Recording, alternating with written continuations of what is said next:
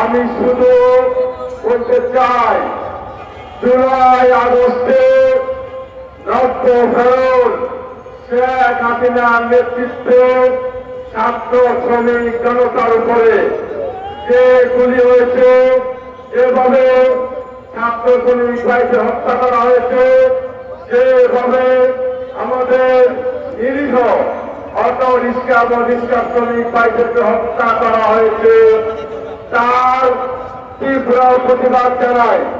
বন্ধুরা আমার, রিক্সা শ্রমিক ভাইদের রক্ত দেওয়ার বিনিময়ে বাংলাদেশের রাজনৈতিক যে অধিকার, সেই অধিকারের মুক্তি হয়েছে।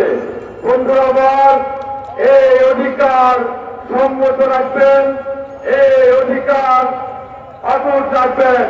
জাতীয় নেতৃবৃন্দ সহ আমাদের জাতীয় নেতা বিএনপির সিনিয়র ভাইস চেয়ারম্যান জনাব তারেক রহমান।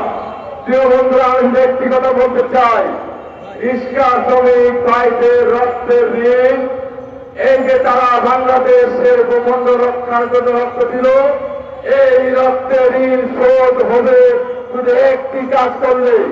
সেই কাজটি হল শেখ হাসিনাকে ইন্ডিয়া থেকে ধরে এনে বাংলাদেশের আইন অনুযায়ী তাকে ফাঁসির কাছে তুলে তাকে প্রকাশ্যে ফাঁসি দেওয়া হয়।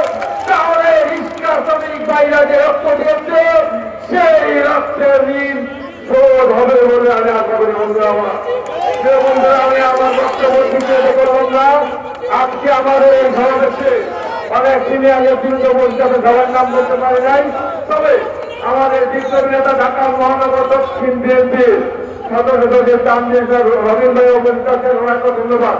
সবাইকে ধন্যবাদ জানিয়ে আমি আমার বক্তব্য শেষ করছি। আল্লাহ হাফেজ। বাংলাদেশ জিন্দাবাদ, বাংলাদেশ জাতীয়তাবাদী শ্রমিক দল জিন্দাবাদ।